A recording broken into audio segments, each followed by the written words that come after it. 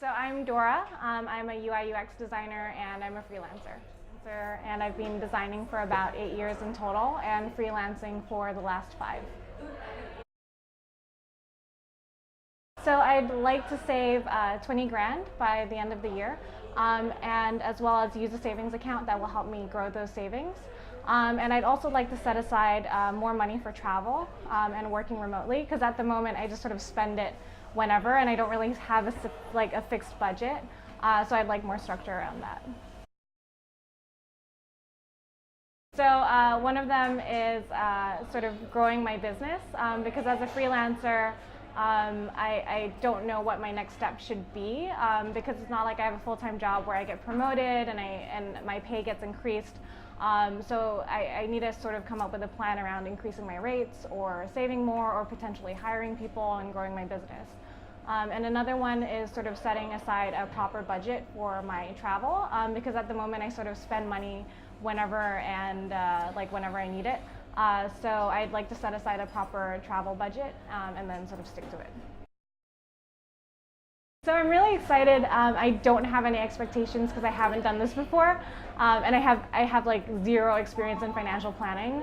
So I'm really optimistic and excited, but I have like zero expectations. Hi, I'm Lionel. I am the blogger behind cheerful.com, and I write for young executives and how they can make their money simple, easy, and I also blog about personal development and everything under the sun, basically. Okay, so I mean, when I first started work, I didn't earn a lot of money, right? So I've always been worried about how I was going to take care of my parents, and my sister also has autism, so basically it all falls on me to take care of my family. And I was always wondering how I'm going to take care of them, afford all the things that, medical bills, things like that.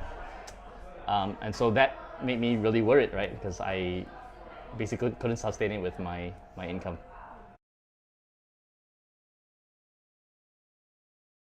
So for me, it was basically putting all of the different money priorities.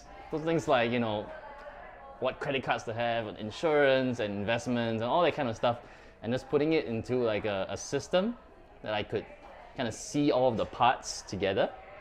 And that kind of made me, it gave me a lot of peace of mind, right? Because I could see every single part and I knew how it all fit together. And also the good side effect of that was that I was able to kind of spend money without feeling guilty, knowing at the same time, my retirement and my investments are all taken care of.